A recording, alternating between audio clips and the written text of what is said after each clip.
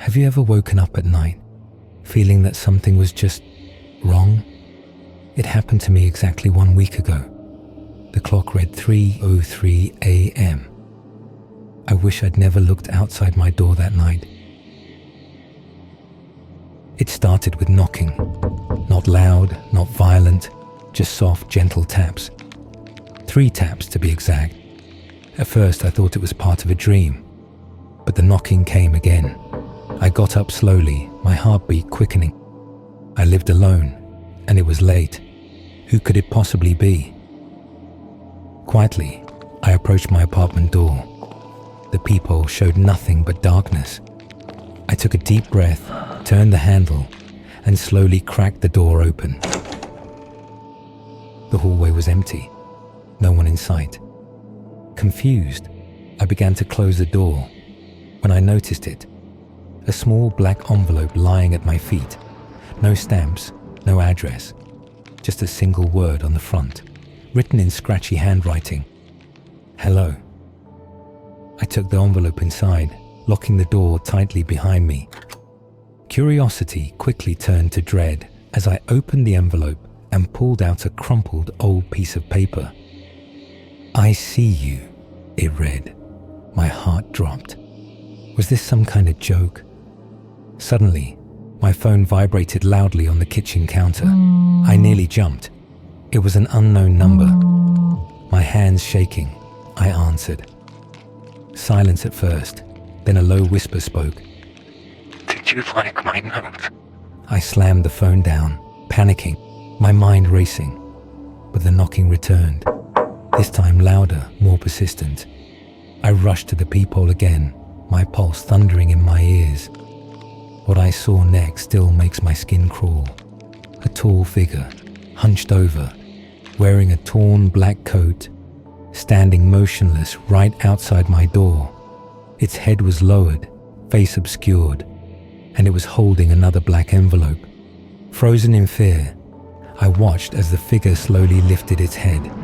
Its eyes were empty, 2 hollow, pitch-black holes staring right back at me. I know you're watching, it whispered, its voice audible even through the door. Then, slowly and deliberately, it placed the second envelope down, turned, and disappeared into the darkness. It took everything I had to finally open the door and grab that second envelope. Hands trembling, I tore it open and read, Next time I'll be inside. Since that night, I've moved out, far away from that apartment. But every night at 3:03 a.m., I still wake up, terrified, waiting for those 3 soft knocks again. If you ever hear someone knocking at your door at 3:03 a.m., don't open it.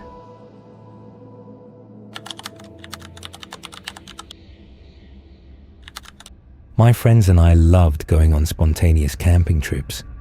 It was our escape, just a night under the stars, away from everything. But one trip, deep in the Oregon wilderness, made sure we'd never venture out again.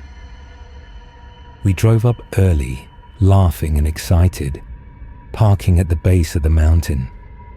We planned to hike about an hour into the forest, but about 30 minutes in, we noticed something strange. The normally well-marked trail seemed completely unfamiliar. Trees looked different, denser somehow. Even the air felt heavy, colder than usual. We brushed it off, blaming it on bad memory or imagination. After another half hour, the sky began to darken quickly with clouds. It started as drizzle, then turned into a downpour. We sprinted for cover, stumbling blindly through the dense trees, until we spotted a small wooden cabin hidden beneath a thick canopy of branches. The cabin looked old and abandoned, but it was shelter. The door was unlocked, swinging open easily. Inside it was dry, but smelled faintly of mildew and something metallic. My friend Jess clicked on her flashlight, illuminating the tiny space. The interior was dusty, with peeling wallpaper, broken furniture scattered around, and a single wooden chair oddly placed at the center of the room, facing a window. As we stood there dripping wet, shivering from the sudden chill, something caught my eye. Beneath that window was a dark stain on the floorboards, long dried, dark brownish red, trailing off toward a closed door. It looked disturbingly like blood. My friend Marcus laughed nervously, joking that it was probably just rust or paint. But none of us really believed that. Jess slowly approached the closed door at the back of the cabin, flashlight trembling in her hand. The rest of us watched silently. My pulse quickened as she reached for the handle, slowly turning it. The door creaked open to reveal a small back room, empty except for a filthy mattress and walls covered in frantic carvings scratched deeply into the wood. Jess stepped back quickly, visibly shaken. Marcus and I approached cautiously, aiming our flashlights at the carvings. They weren't random. They were frantic messages, repeating one phrase over and over. "Don't let him in." Suddenly, from outside, we heard a faint rustling noise, then the footsteps crunching leaves nearby. We all froze, breath held, straining to listen. The footsteps circled slowly around the cabin, stopping just outside the window by the lone chair. The thin, warped glass fogged up from something outside, breathing heavily onto it. No one dared speak or even move. Then the breathing stopped abruptly. We waited for what felt like an eternity, hoping whatever it was had moved on. Finally, Marcus broke the silence, whispering, "We should go, now." But as he spoke, the front door we entered through, slowly, deliberately, began to creak open by itself.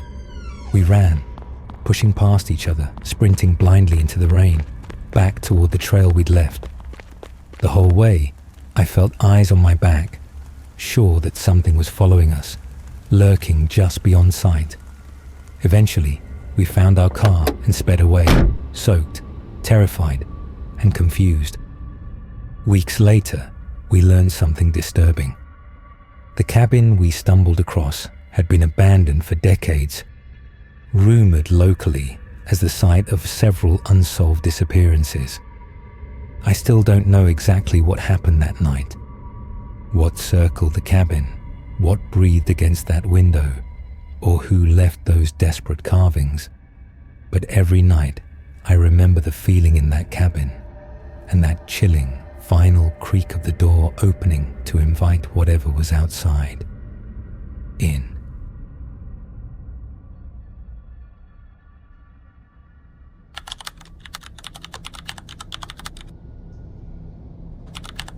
A couple weeks ago, I found a wallet outside my local supermarket. It was raining, and I was rushing to get home, but something about it made me stop. It was soaked, half buried in leaves, like it had been dropped and left there for days. I picked it up and opened it under the light. No cash, just a driver's license, 3 maxed out credit cards, a grocery rewards card, and a photo of a woman holding a baby. The name on the license was Trevor Decker, age 38, address only a few blocks from my apartment. I didn't recognize the face, but I figured I'd do the decent thing and return it. I went home, changed clothes, then walked over to the address listed. It was a plain 2-story brick duplex with an old mailbox. The front light was on, and the screen door was cracked open slightly. I knocked. No answer. I waited a minute, then knocked again, louder. Nothing. Just as I was about to leave, the door creaked open wider. I called out, "Hello, anyone home?" I found a wallet that might belong to... That's when I noticed something weird. The living room just beyond the entrance was completely empty. No couch, no photos, no furniture, just bare floors and a small pile of unopened mail.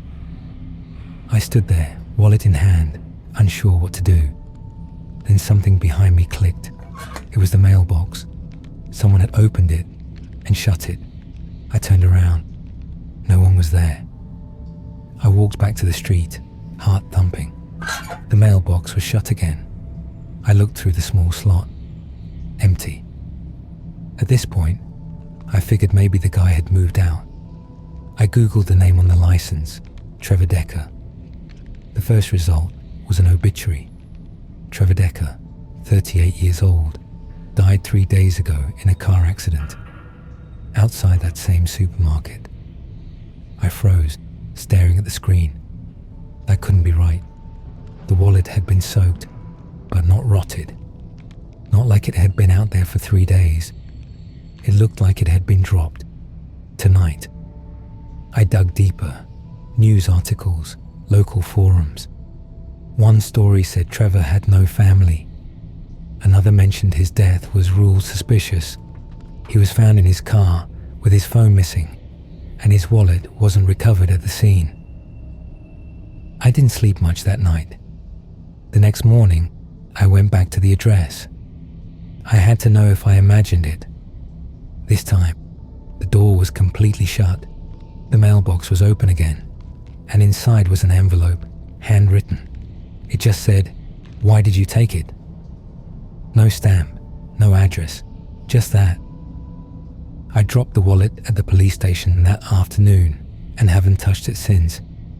But every couple days, I still walk by that duplex. It's still empty. No furniture, no lights. But last night, the screen door was open again. And inside, lying on the bare floor, was something I wish I hadn't seen. A photo of me, standing on the porch, with Trevor's wallet in my hand. He was out there somewhere this whole time. Or was he?